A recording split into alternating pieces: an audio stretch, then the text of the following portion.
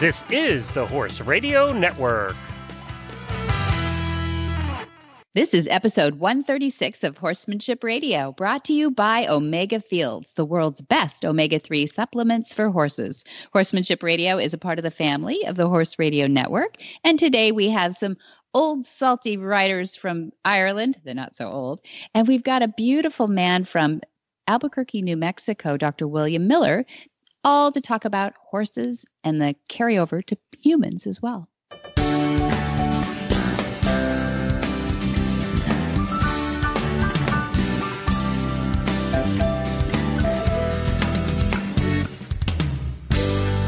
This is Debbie Laux, and you're listening to the Horsemanship Radio. Thanks for joining us. Horsemanship Radio airs on the 1st and the 15th of the month, and I have my trusty producer with me today. How are you, Jen? I'm doing great. How are you doing? Good. You always show up. It's so nice. I always know right time, right at the top, you are there for us. How are you for so many people on the whole network, on the Horse Radio Network? Do you keep do you have an assistant that chases you around and says stay on time or anything like that? I have Google Calendars. Oh, yeah. On your phone, right? On my phone, on the 6 different computers that surround me all day long. Oh, you're regimented. Well, I try to be. We really do have to spend a lot of time scheduling things, because now that the Horse Radio Network has got a little bigger, we actually have 3 different producers, myself, Glenn, and Jemmy. Mm-hmm. And we each produce in separate places, and we have 14 or 17 or shows that we do. So it's a lot of scheduling. Yeah. That is, but I always know that I'm the only one I know about is mine. So that's right. And that's all you need to know about. It's easy for me to remember. Yeah. Well, it's wonderful that you're always at the other end of the line. I really appreciate it, because this episode was really interesting. I got to do these on remotely, let's call it, because you were an independent recording person. A little indie, right? I'm like a little, I got this tiny little microphone. It's got a tiny little foam cover on it. It's hilarious, actually. I feel like I'm a mini podcaster is what I am. But it was fun because I got to go out in the field and interview Claire Conahan and Darren Egan. And they're from Ireland. You're just going to love to hear their stories. And we rambled a bit. It was really fun, but we tightened it up for you guys, so don't worry about it. But it was really fun to hear these 2 old souls that had been working together like when they were in their teens, really young. And then they're back and they're not millennials, but they're not much older than that either. But it's a bit of a reunion of sorts, and really fun to hear their background in the thoroughbred industry and riding. And then William Miller, which is a completely different departure, but horses hold them all together. William Miller came out from Albuquerque, New Mexico to help us with the movement. And you're going to hear a little bit about his story. Why is a doctor who's involved in therapy, you might get the connection here, but also in change behavior. Why is he drawn to horses? It's really fun. Neato keen. And I can't wait to hear it all. And we're going to do that right after we hear from our title sponsor, the fine folks at Omega Fields.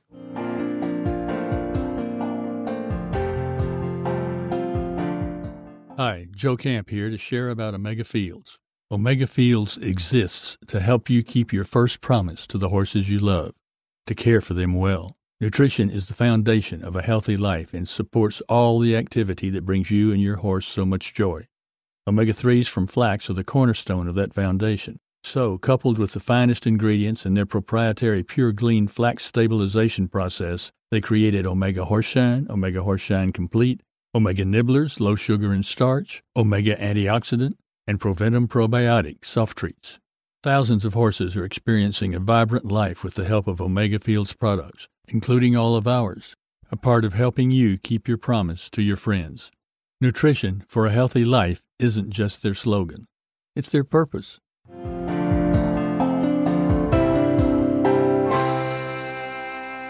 Claire Conahan and Darren Egan met when they were very young and working in the horse industry, and then got separated, as you would do, over the oceans from Ireland to the United States. Well, they're back in the United States now, and they're working together again at Flag Is Up Farms. They both have backgrounds in riding thoroughbreds and training thoroughbreds. Darren is a new rider at Flag Is Up Farms, and we actually caught up with him on his very first day of riding. Claire Conahan is the certified instructor teacher teaching at the Monty Roberts International Learning Center.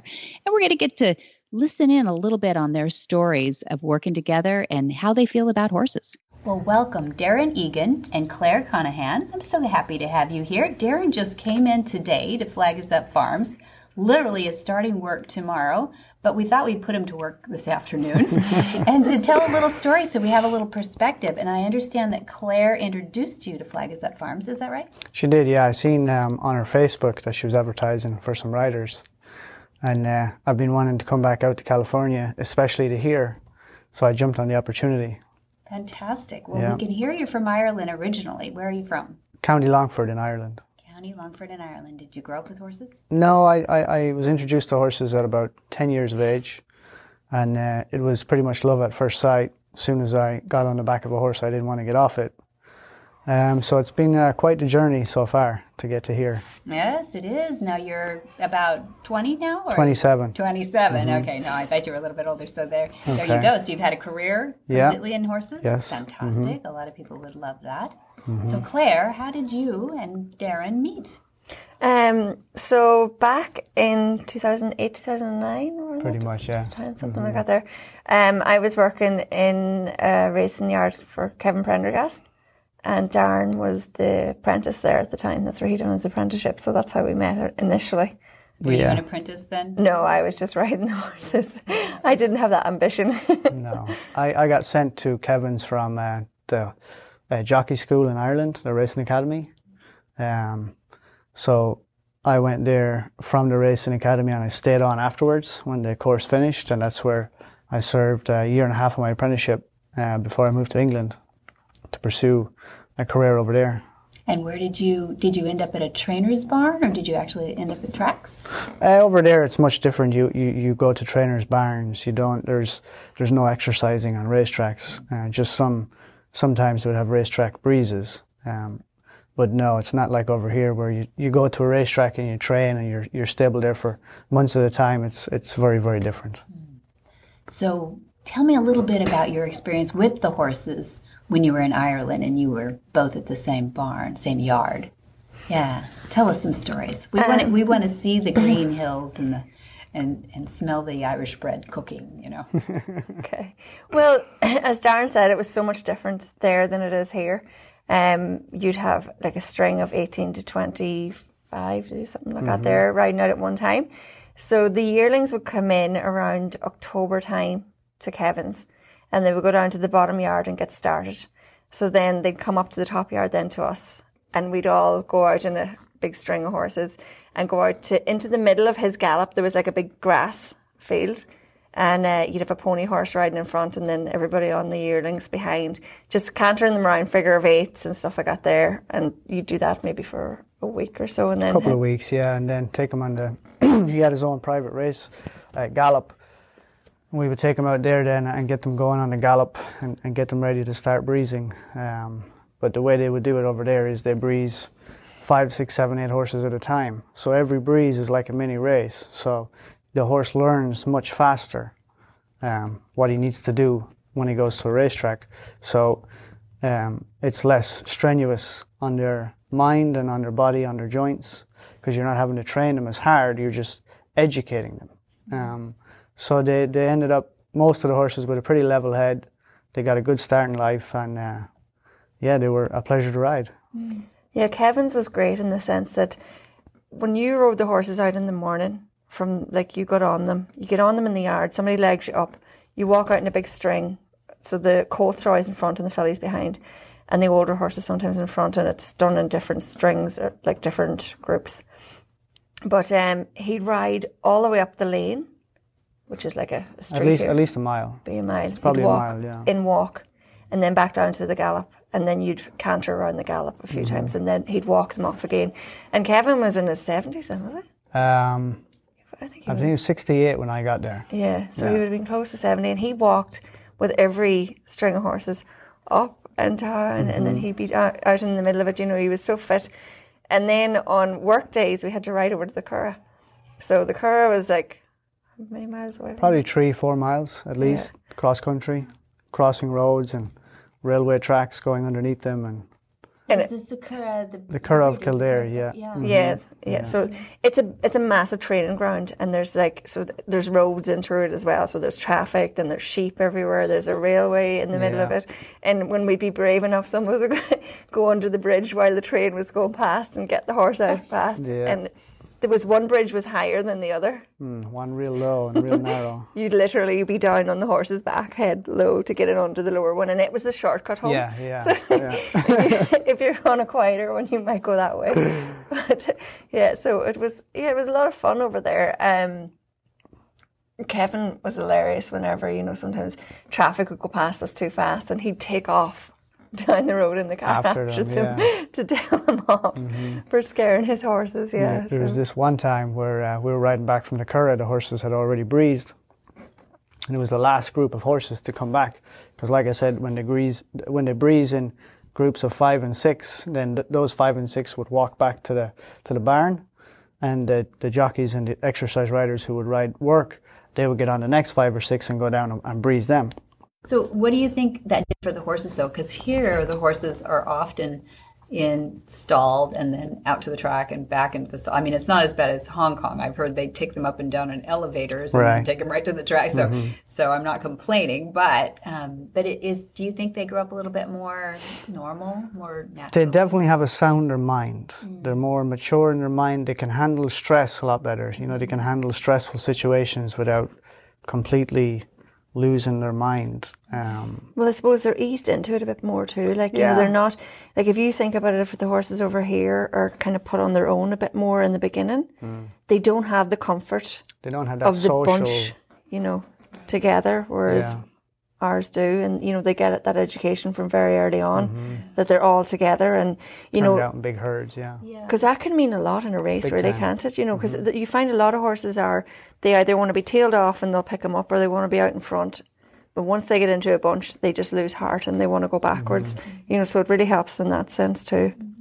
So you're 6 or 8 out together, you said? Or anything up to 25. Up to 25. 25 going at the same time, or when they would be breezing, everybody would walk around in a big circle at the top of the gallop, and then Kevin would pick what horse and what rider would go down to work together. And then when they would come back, they would just switch off the hot horses to the exercise riders who rode them over there, and they would just ride them back. Wow, that's a huge staff. You had people everywhere. Yeah, and over there, like you in that barn especially, you would only ride 3, maximum 4 horses a day. But you're spending an hour and 30 minutes to 2 hours on each one. So all of that walking and all of that time spent with the horse, it just benefits them so much, because it's, at the end of the day, we're trying to get them to do something that they're not naturally meant to do. We say they're born to run or whatever, but it's very different than a horse running down the field chasing each other than 10 horses coming out of a gate and going to the wire and trying to beat each other. Yeah, that is less natural. Yeah, it's a lot less natural. So do you feel like that mentally they mature at the rate that they would have matured? Because you say you get some early and you can see which ones are ready for the races. Exactly. And that's where the horsemanship part really comes in. Because it's not about saying, I have a 2-year-old, he's going to run here.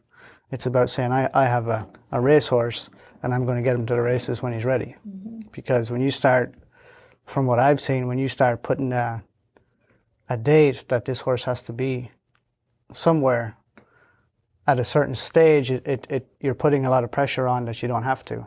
Just instead of training the horse as you find him, and then he'll get ready when he's ready, instead of twisting the screw too tight, and that's when a lot of mental problems occur. And it can be physical too, especially with the stress and the anxiety and everything too. Well, all the walking and stuff they would get back home, it's really good for their joints. So good, it loosens them out a lot more.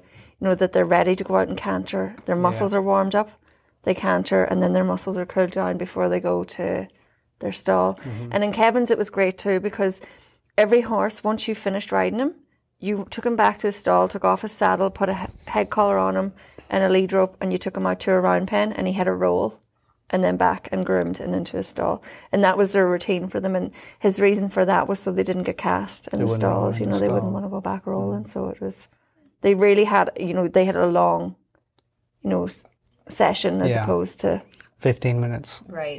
over here. Like I know a lot of people over here. The goal is try to get the horse to the racetrack as quick as possible.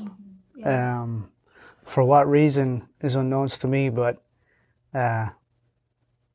you're just taking steps backwards when you start approaching the job like that, because it's like Monty's saying, act like you've got all day, it'll take you 15 minutes, and act like you've 15 minutes to take you all day. Mm-hmm. Yeah. That's It's the same with the horse. Yeah. There's a lot of great horses that come out of Ireland. There was another one called Red Maloney. He won the. Oh yeah, he was a gelded, and he had a goat in his stable with him. So the goat lived on the farm, on the yard, and he used to walk around and follow the feed bin till he was on his knees. He was so fat they had to start starving him. Yeah. But the other thing he done was he wrecked a load of cars. A lot of new cars. He would see his reflection, and of course straight away he's up on his two back legs and smacked. And Head. they were all all the cars. they were all like really cost a expensive, fortune. like top of the range German luxury cars that all the jockeys would have, and they were the ones he was going for because they were the shiniest. They were cool. And our cars he wouldn't touch. No, not at all. Because I think he went for one of Kevin's cars one time as well. He got his Yeah. car too. I think that was the end of it. They had to keep him in at that time. But Red Maloney was a bit of a worrier. He was a windsucker as well, I think. And he was actually due to go to the Melbourne Cup at one stage, and they had to get a passport for Gilly. That was the name of the goat. The goat, Yeah. And they used to turn him out with the goat and everything, and he lived in the stall with him, the two of them would eat out of the feed pot together, and it was just... And he was a good horse. Didn't he win not the Guineas, didn't he win the St. Ledger? Did he win the St. Ledger? I'm not sure. He did. Do you remember him before the goat? Like, do you remember why they got the goat? No, I remember the goat just being with him.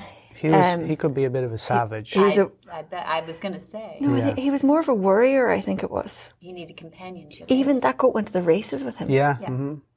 It was Just so before, funny, I didn't yeah. know they had to get a passport. But the only funny. reason he was going to have to get a passport was because he was going to be going to the Melbourne Cup.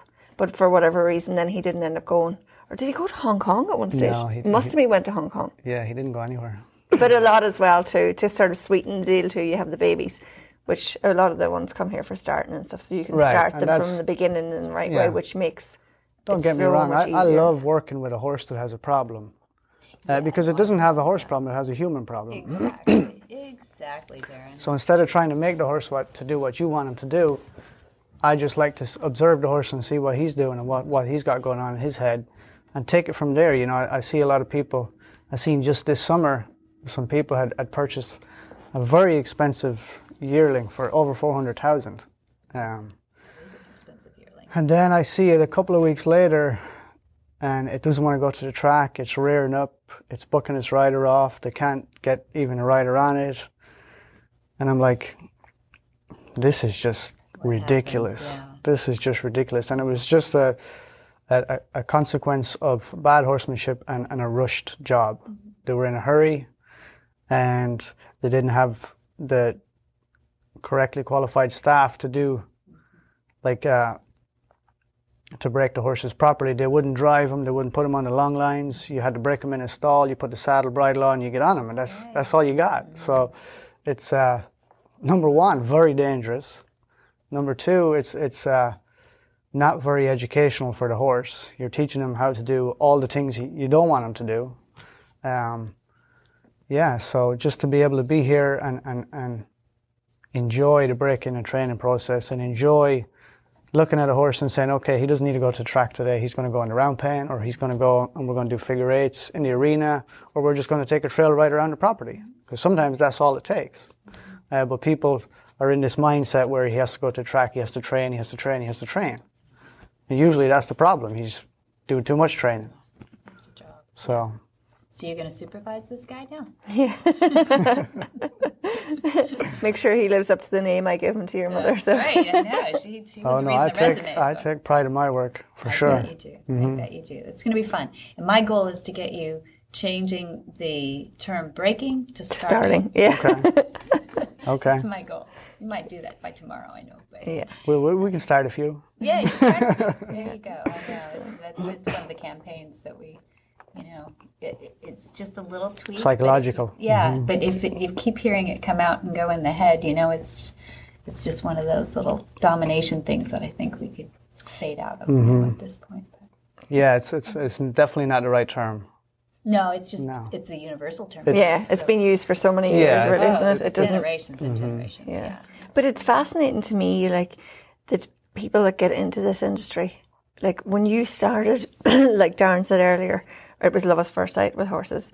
And with most people, as a little boy or a little girl, that's what it is. You love horses.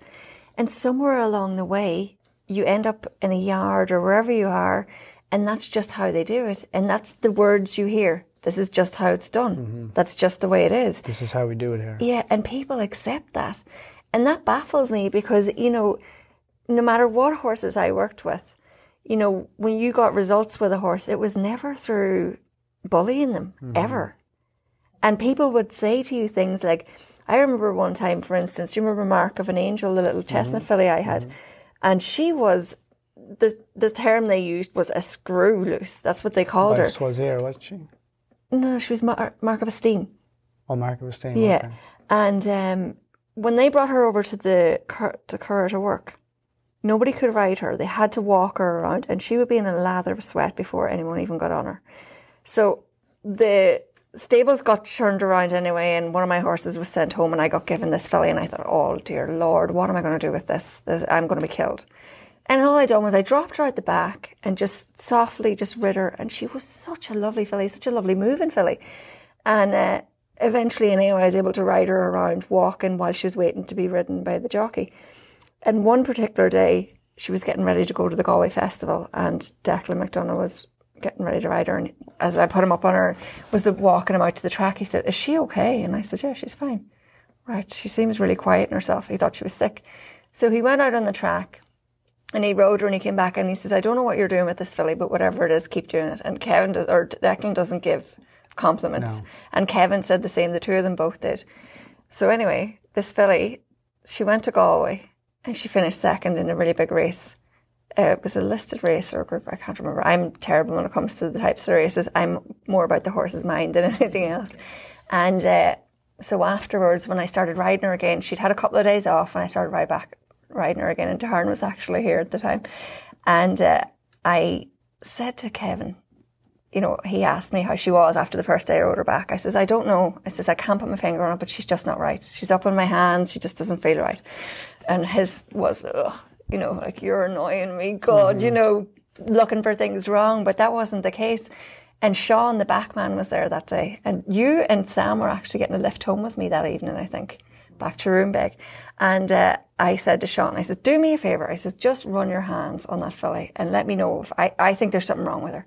So he told me, yeah, she's all wrong around her sacroid area. And I told the head lad, I was going on holidays. I told the head lad what the backman told me, you know. And so the head lad wasn't very friendly. This was Tuesday, Tuesday. And they rode her Wednesday. And I was at the airport on Thursday morning and got the call to say she'd broken her back leg. And I was devastated. I left. I went on a week's holidays, and I came back and I rode a horse. And I left that morning. I said, enough's enough. I just couldn't take it anymore. And then my filly rode in she ran in the Million Samba School. 2 weeks later, and she finished second. I was at home watching it going, "Oh my God, please don't win," because I stood to win 20,000 if I was still looking after her, but she came second, so it didn't. But it was just so fun. It was so good to actually see her run so well that time. But it was just one of those things where girls don't know what they're doing. You're just annoying people. But it, like, with that filly, I don't think it's right with her. And she ended up really good, but the ground was really heavy in Galway that time, and I think she must have pulled something in her back and then ended up breaking her leg afterwards. So we can't change everything. And if we just throw a little pebble in the pond and try and change somebody's mind, you know, if you can change one or two people's mind, you're helping. You know, it's not, and you'll never save every horse. And I've had to learn that the hard way and walk away sometimes when people are doing stuff that I'm not so happy with, because I found a lot of the time when you go to try and intervene, they get worse. And I've seen people actually be harsher with horses in front of me because of my background with Monty, and it's like, yeah, I'll show him, and I'm just going, that's on you. I don't want anything to do with it, and I just walk away. I don't rise to it because there's no point.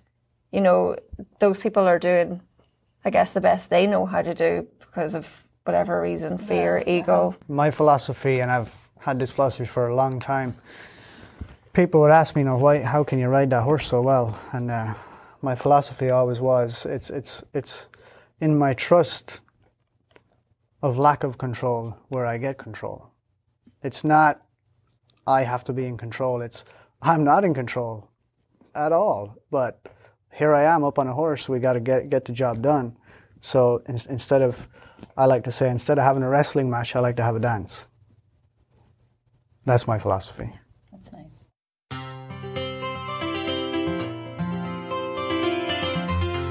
Cavallo horse and rider Carol and Greg Giles, too, have been longtime supporters of the Horsemanship Radio, and we thought, you know what better way to show how their support goes than through the people who buy their boots. So we have this from Brenna Eldridge on a Facebook post.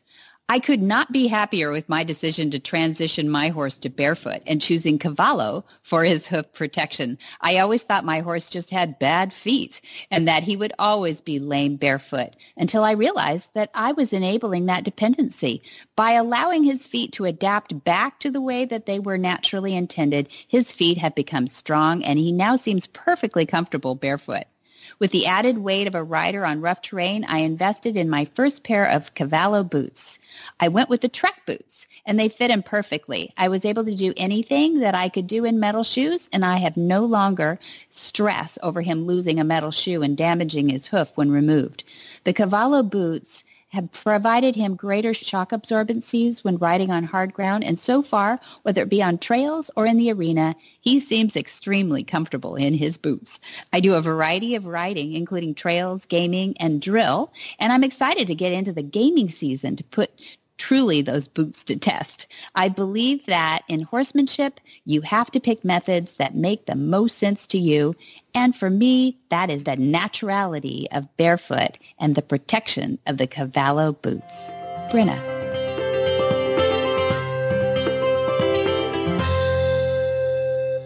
Dr. Bill Miller witnessed a join-up with a horse and Monty Roberts about 25 years ago and immediately saw the parallels between a trainer giving a horse choices to learn and what he does helping people with choices to change their behaviors.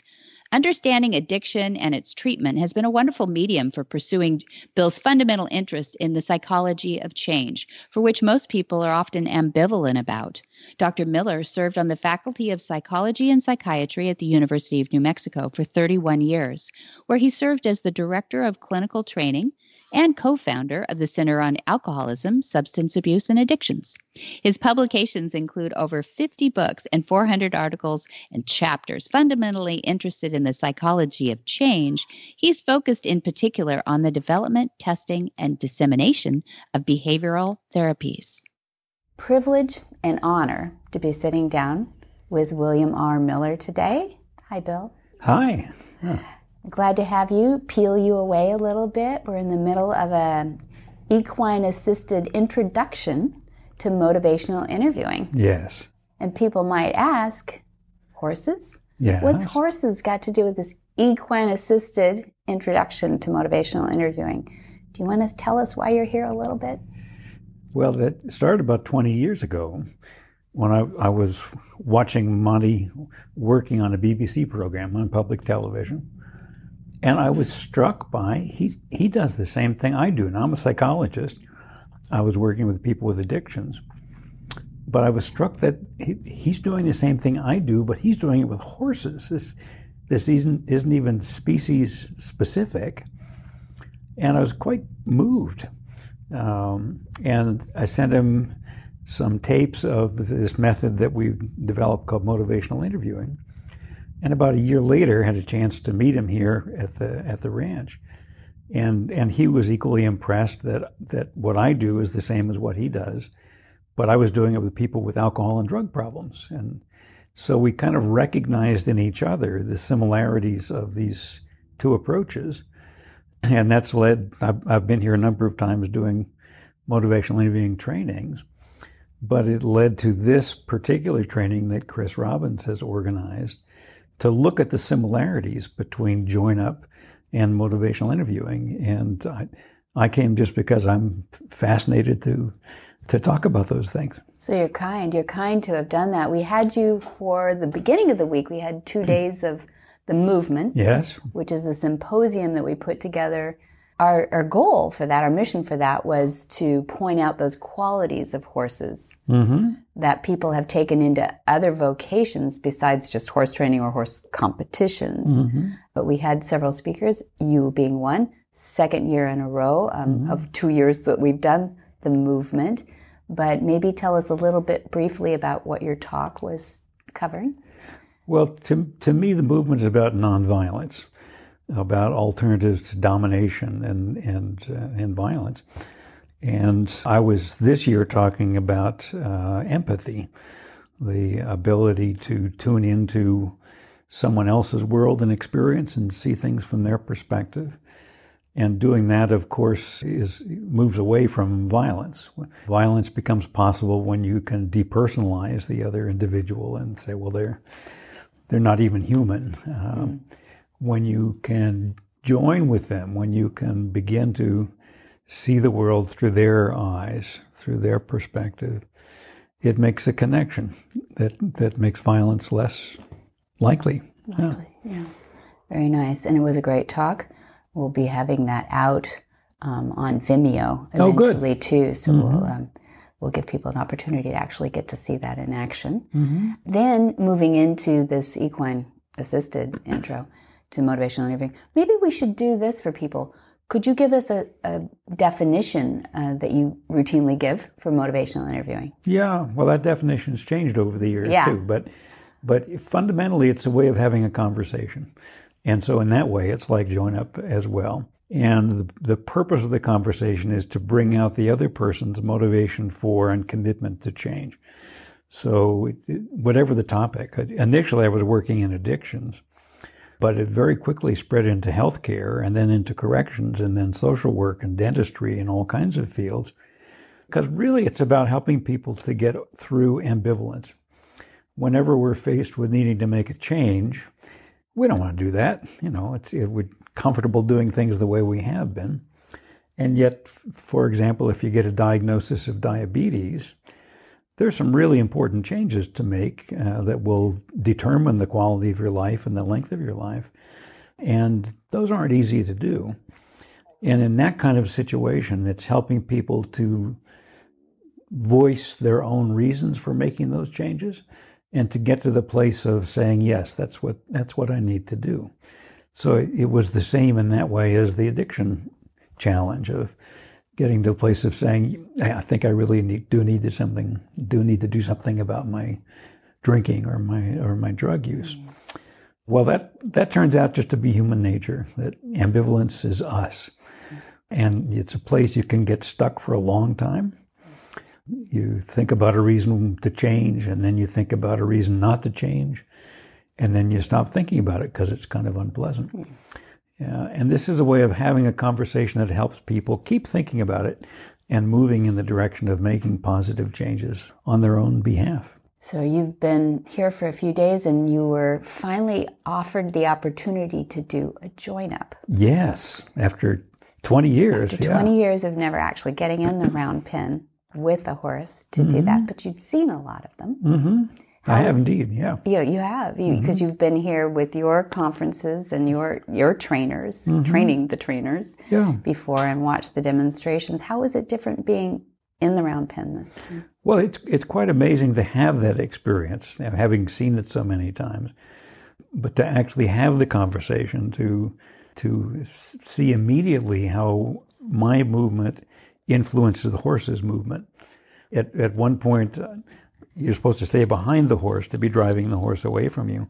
And I got a little ahead of the horse, and the horse turned right around and went the other direction.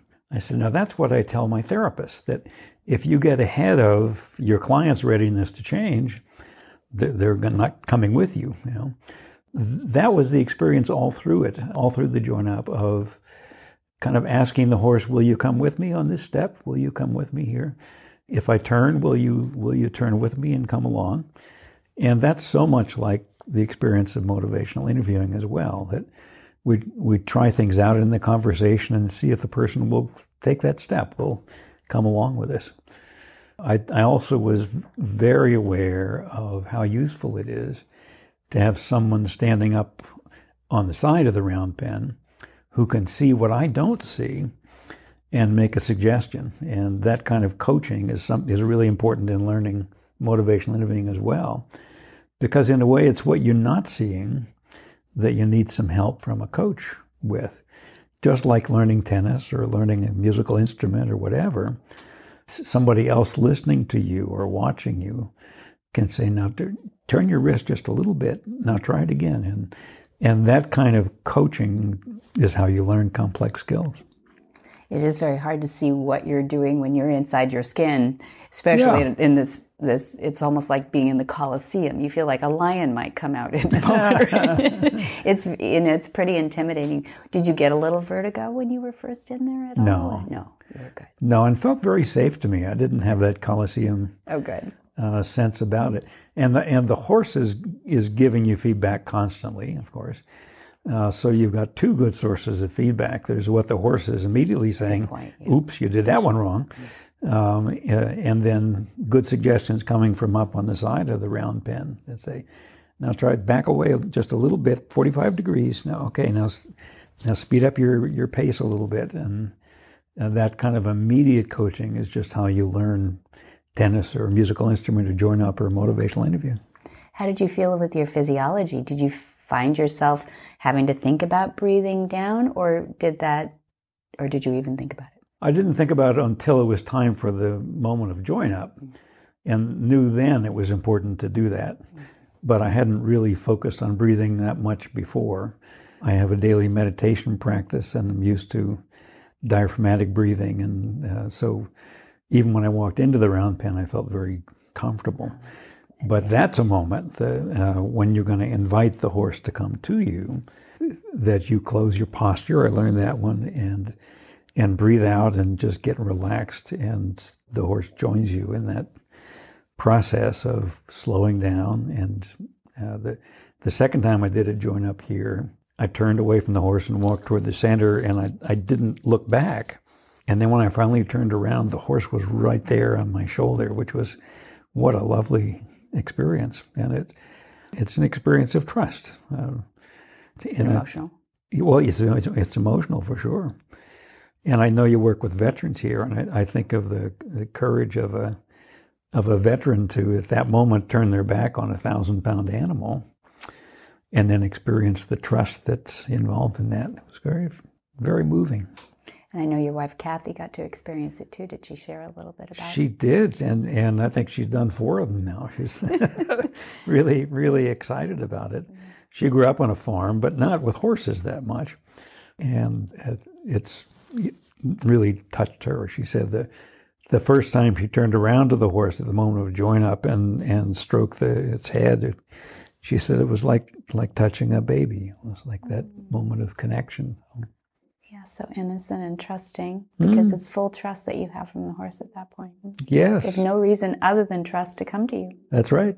That's right. You don't have treats in your pockets or anything, Nope, right? Nope. And they don't have to do it. No. They don't have to do it. And it's motivational interviewing is like that too, that we don't ask people to do things they don't want to do, but we help them move in the direction of wanting to make this change that's important for their health. So that's an important training methodology, not only for horses, but also for people. Oh, yeah. And I said today in the workshop, I think in a way, maybe some of the most important things we teach is what not to do. Not to push, not to get ahead of the person's readiness, not to lecture and advise and scold and warn and do all the things that we sometimes do trying to be helpful. But in fact, they push the person in the opposite direction. So learning what not to do, how not to get in the person's way, and instead invite them to find their own movement, their own energy, their own motivation for change, and take steps in that direction. That's what it's about. Absolutely. It almost seems impossible, I imagine, at this point, to think that you could force a horse to do any of that. Well, that's a big animal, but you also can't force people to change. And knowing that is really important. Even if you're a probation officer, and in some ways the world says you have to make people change, the truth is you can't make them change. But how you are with them makes all the difference in whether they change or not. But if I have in my head I have to make these people stop drinking or stop using drugs, I go home feeling defeated at the end of the day and not very effective, because people don't like to be controlled. And if they sense that you're trying to mess with them, you're trying to make them do something that they don't want to do, that doesn't go well. We thought in the addiction field that what you had to do was get in people's face and scold them and tell them what was wrong with them and what they're supposed to do. But people don't take kindly to that usually, of being told what's wrong with them and what they should do differently. Really? No, I'm kidding. Yeah, no, I mean, we all know that. It's true. We all know that. It's true. Now, horses don't have egos. People do have egos. Do you feel like forcing them to change by shaming them and or even threatening, let's say, with jail or other penalties for doing their thing? Do you feel that that works, or are there better ways in the long run that we could even, start to shift to? Well, I mean, punishment just isn't very effective in changing human behavior. You can threaten people into behaving as long as you have the whip, exactly. as long as you're in control. But what happens then, as soon as you release people from jail, they tend to exert their freedom again and go right back to what they were doing before, if you haven't done any work with them to find their own reasons to do something different from that. So, can you coerce somebody through torture to do something? Well, within limits, yes. But in terms of long-lasting change, no. That's not the way to inspire and encourage and cajole people to make positive changes in their lives. You've been a tremendous change agent for the addiction therapy world and all the others that you spoke of, that it's infiltrated, which is a good thing. Do you see the future in your lifetime with a lot of this changing, or are you able to affect the industry solidly enough to pass on to the trainers, or how do you feel about the future of this? Oh, it's already happened. In addiction treatment in particular, when I began in that field in the 1970s, it was really authoritarian, confrontational, shaming. I mean, literally in some programs, people were wearing toilet seats around their head. There was a comment about, what you're worth at this point. The shaving of heads, just the attack therapy was the name of one of the treatments that was done, where someone sat in the middle and a circle of people just insult them and assault them verbally. And that was done believing that's good for people. It never was. There never was any good science behind that. And most of that's gone. You can still find authoritarian programs around, but it's changed a great deal. And I'm amazed at how much the climate of addiction treatment has changed over the decades. And I vacillate between that and despair at how far we still have to go. And both things are true, that things have changed a lot, and also we still have some steps to make in the right direction.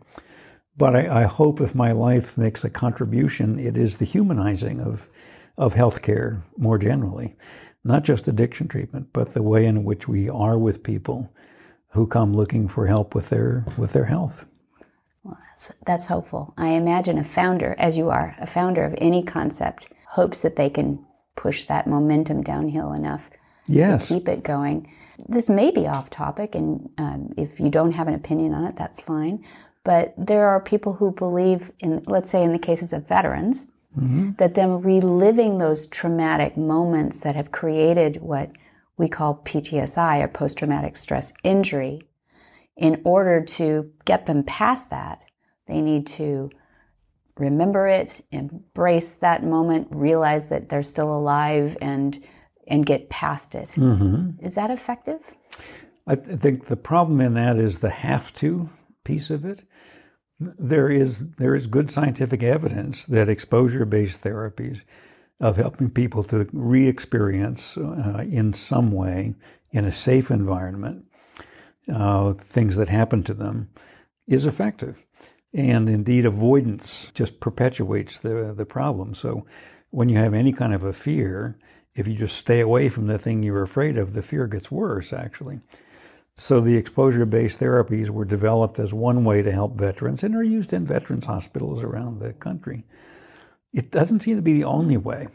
But other things that are tried that involve, again, feeling safe, some re-experiencing or changing of your emotional dynamics around trust, for example. There are other paths to get there. So as with addiction, I don't think there's just one path. I think we have a choice of different methods.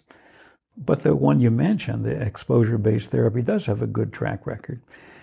But to ask someone to do that when you're the therapist, you better have a good relationship. Better have a strong sense of trust, that because you're asking people to do the thing they least want to do, which is turn and confront the thing that they're afraid of. So it's a good way, not the only way. Where do you think Join Up weighs in that, in getting in I know it's individualized, but is that sort of reliving it? Is that a parallel to it, where they're forced to actually be trusted or to build trust in that horse? Mm-hmm. I have to say I don't know. I would want some good science there to understand what's going on physiologically, for example. One of the things that happens in exposure-based therapy is people's arousal, the adrenaline goes up and up and up and up. Mm-hmm. If they don't run away at that moment, at the peak of the fear, but stay with it until it comes down again, that's a curative experience in itself. Maybe that's happening in Join Up. I don't know.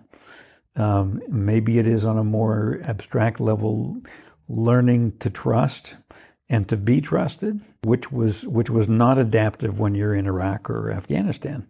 You stay alive by not trusting, period. Good point. But when warriors come back to civilian life, I think we've done very little to help them make that adjustment. We spend months in basic training helping them make the transition from civilian life to being a warrior. And the return trip can be just as difficult. But we've just put people on ships or planes or whatever and said, okay, now you're back home. And I think we could and ought to do much more than that. Some cultures have even a ritual of welcoming the warrior home, profoundly thanking them for what they have done, saying, now we need you to be part of civilian society again and have a very different role from the one that you've had before. We don't have those kind of transitional rituals, at least not very many of them, to help warriors who are coming home.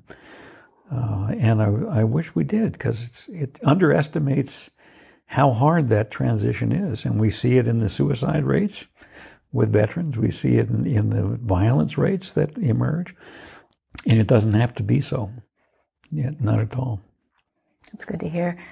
Some people have suggested that we have boot camps for going off to war before going out to prepare. Yes. But we should have shoe camps to put us back into the communities again. Something like that. Healthy perspectives. Yeah. Whether it's just celebrating the return and realizing the change of role.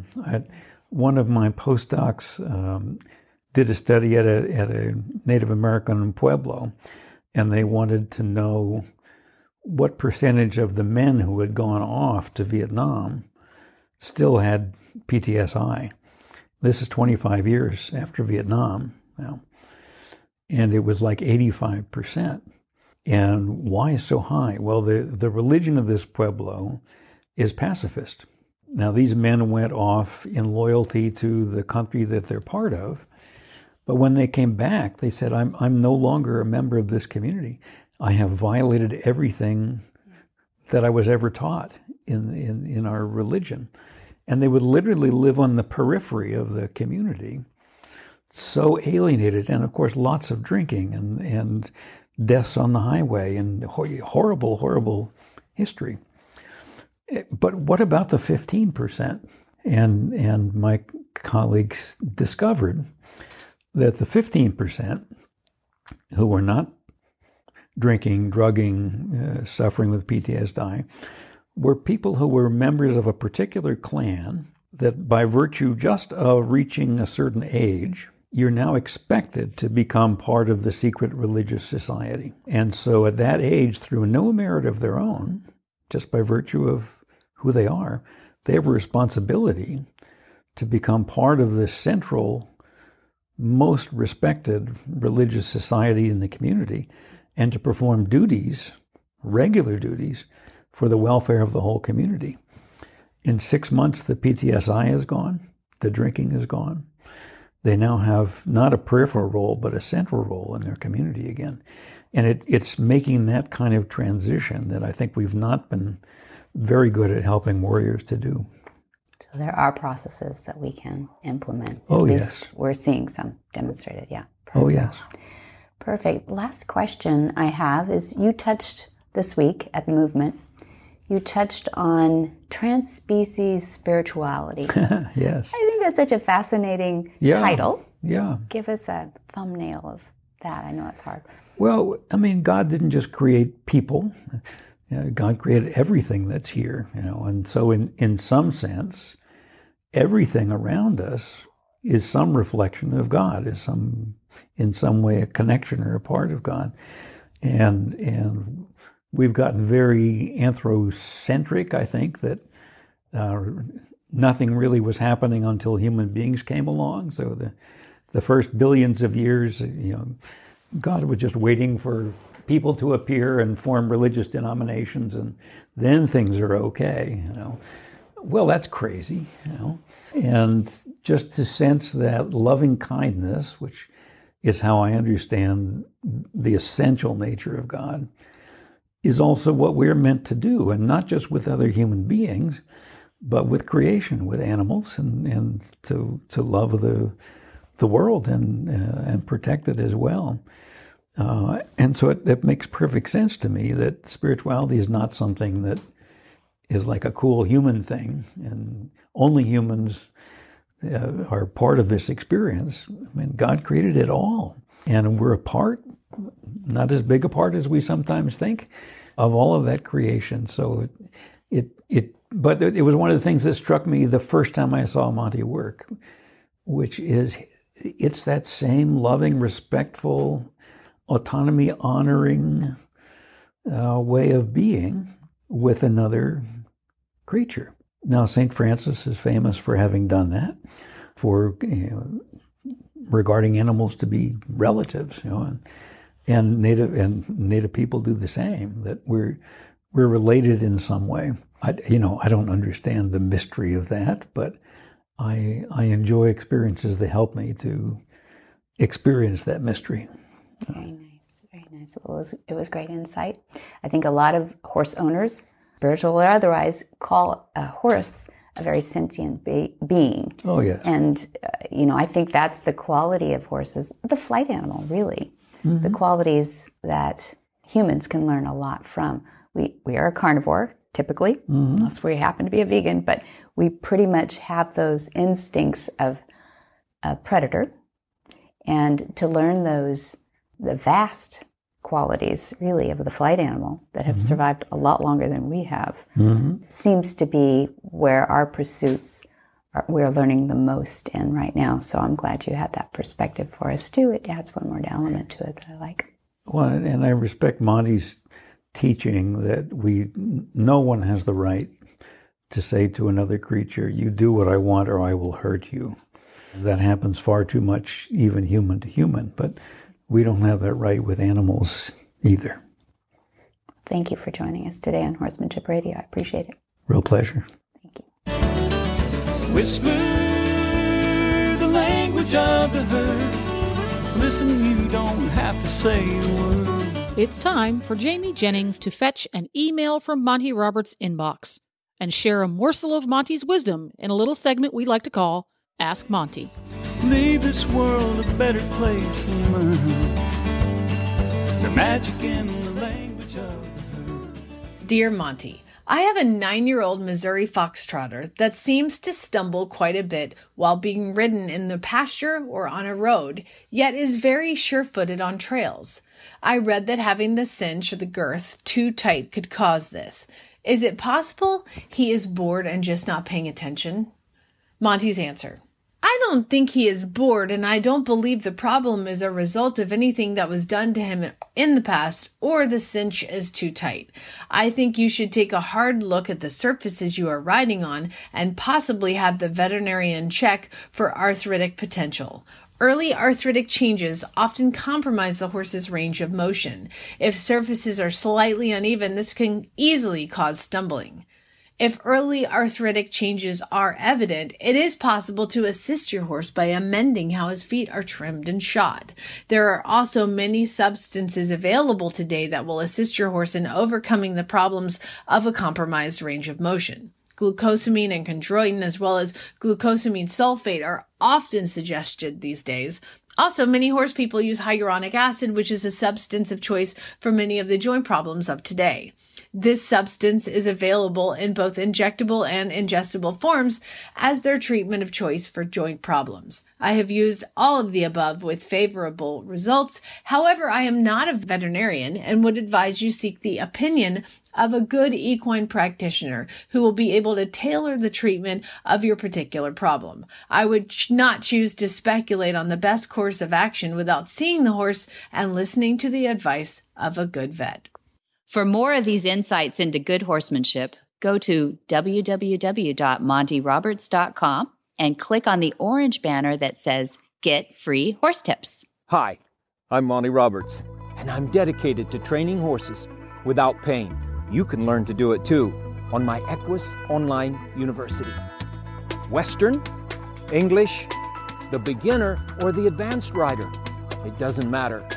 You can connect with other students online too, on our forum, and there's a new lesson every week.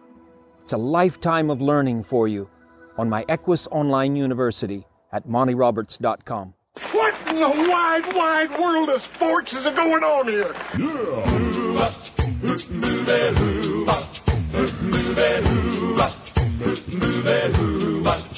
Where in the world is Monty Roberts? Monty is looking forward to meeting some new friends, two-legged and four-legged. July 22 through 26, we've got a Monty special training in Portuguese. People are coming from all over, but mostly Brazil. And then July 29 through August 2nd, we have Monty special training in California. That's right there at the school at the Monty Roberts International Learning Center in Solvang, California. And August 5th through 16th, we have what Jen is now calling her favorite, the Gentling Wild Horses course, or that is also in California at Flag Is Up Farms. And that's the one that Denise was talking about in this interview that we did with her. So I hope people will give us a ring. Where do they do that, Jen? They do that at 805-688-6288. And you can also find this information and a whole lot more at montyroberts.com. Lovely website over there. And for details about this episode, you can go to horsemanshipradio.com. You're going to find links and pictures and more information about today's guests and topics. And we love your feedback. How do we think up what guests and topics to talk about? Well, we get a lot of help from you guys, our listeners. Go to Facebook, look up Monty Roberts, click on the one with the little blue circle. That's the official page. Like it and follow it. And put in there what topics or interesting people that you have come across in the equinosphere that you think would be cool to have on the show. And Monty Roberts is a modern kind of guy, so he also tweets. That's right. It's Monty _Roberts. And the latest and the greatest in social media is on Instagram. I think that's your favorite, isn't it, Debbie? It is. It's square, you know? So. It's square. It's even on all four sides. That's right in your wheelhouse. Exactly. Don't throw any curves in them. No curves, so no rectangles. It's all the same on every side. It's beautiful. Actually, we have a really cool, people should go look now. We have a really cool storyline going on with two horses called Coffee and Cream. These were wild, completely untouched horses off the mountaintop that we've been Coffee and Cream. Well, now you've got me intrigued. I'm going to have to go over to Instagram and check out Coffee and Cream. They're so cute. Yeah, I think you can tell. They're pretty wild. There we go. And you can do that and more. We have a whole bunch of shows here on the Horse Radio Network and Horsemanship Radio. Great fun. You can have that on your phone wherever you go. if you're not listening to it that way already. It doesn't matter if you have an iPhone or an Android. You can download the free Horse Radio Network app, and you can choose to listen to just Horsemanship Radio. You can choose to listen to Horsemanship Radio and Horse Tip Daily. You can choose to listen to all 14 shows. It's your option. The whole thing is free and easy to use. That's right. Go right now. And let me just put this little bug in your ear. For the less tech-savvy folks in your life, download it to their phone for them. They will thank you. And be sure to visit all the other great shows, too, on the Horse Radio Network at www.horseradionetwork.com. And many thanks to our sponsors. They are Omega Fields, Cavallo, and Equus Online University. Couldn't do it without them. That's true. Thank you. Until next time, have many happy horse hours.